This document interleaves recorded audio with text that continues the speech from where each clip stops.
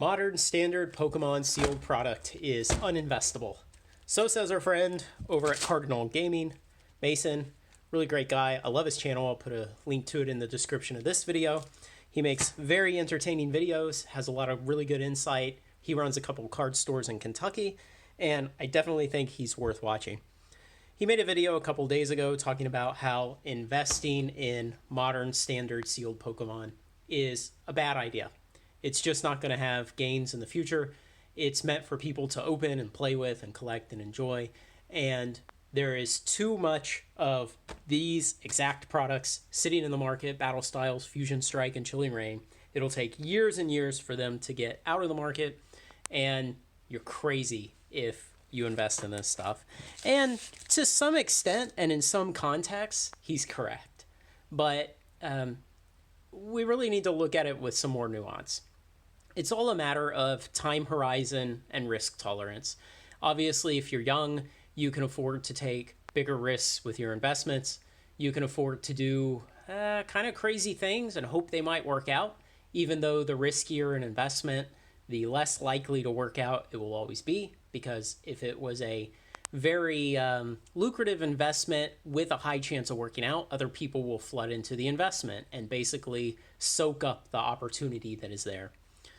As Rudy from Alpha Investments talks about, the alligator mouth is real, where essentially if you have investments with very high potential gains, they will also have possibilities of very bad outcomes.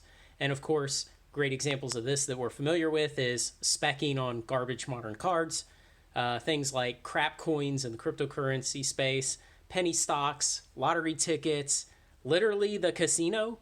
You go to the casino, you might win, you might double your money in a couple minutes, or you might lose it all. And so those are the kind of bets where very high potential payoffs come along with the risk of losing everything.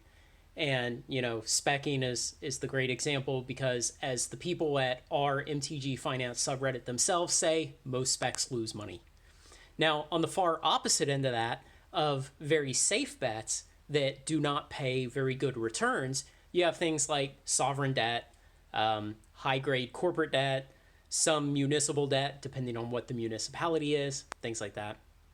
And so in between there is the kind of stuff that most people typically want to bet on with their investments. It's things like stocks of decent companies, you know, some types of bonds, real estate, collectibles, stuff like that, where there is some risk, but there's also still enough reward.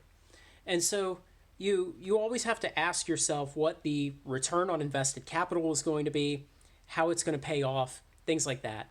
And I think what Mason was talking about is specifically in relation to the last couple of years, 2020 to now, the free 10D era of 2020, where if you could put your hands at all on some sealed Pokemon, you could flip it and make a really good return. Those times are over. Yes, absolutely, those times are over.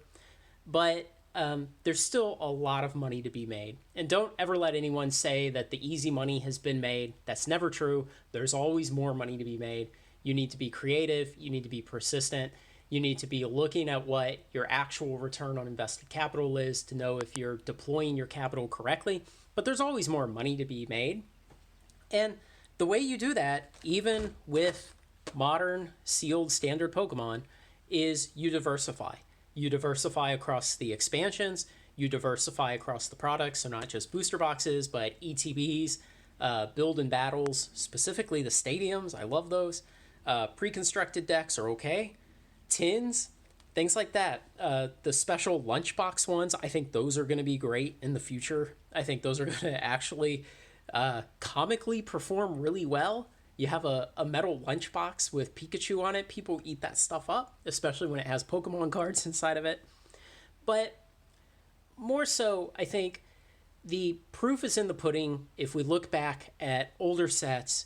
And, you know, Mason kind of did this, and I felt like he wasn't really conveying the message he intended correctly. So what I did is I looked back at the Sun and Moon era, and I said, well, what were all the 12 sets in Sun and Moon? Could we get some data on them? Might we know what day they were released? Might we assume a certain basis price?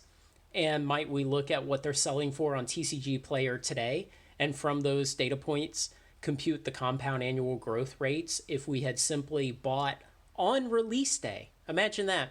It's so bad that we have to buy on release date. We can't wait for a year to put our money to work. We have to do it on the worst day possible, release day. But I did that, and I made a little chart. And I said, so let's assume that our basis cost is $100 a box. Obviously, if you have access to wholesale, you can do a lot better. And between the release date and the date that I'm filming this, the compound annual growth rate of these various boxes. What's the worst one there? 13.6%. If somebody said, Craig, you can invest in this basket of stocks and you'll get 13.6% compound annual growth rate, I would say, great, I would jump at that. And if you told me, oh, but you can get 14.5 by investing in this other thing, even better, as long as the risk was manageable. But look at some of these. 35%, 45%, 95%, 95% compound annual growth rate on a team-up box. So if you had to buy that February 1st, 2019 on release day for $100, and you had held essentially 3 years to today, you would have nearly doubled your money every year that you held this. Okay?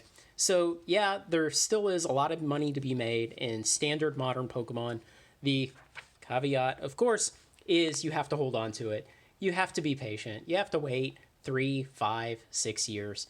But compound annual growth rate, that's annual. It's per year.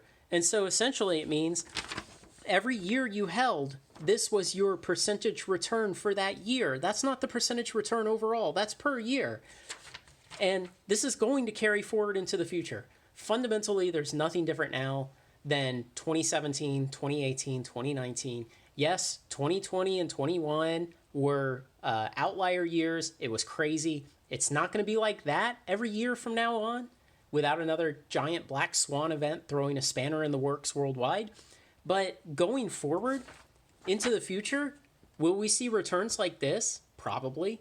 Do I expect to see it even on terrible battle styles? So overprinted, such a bad set.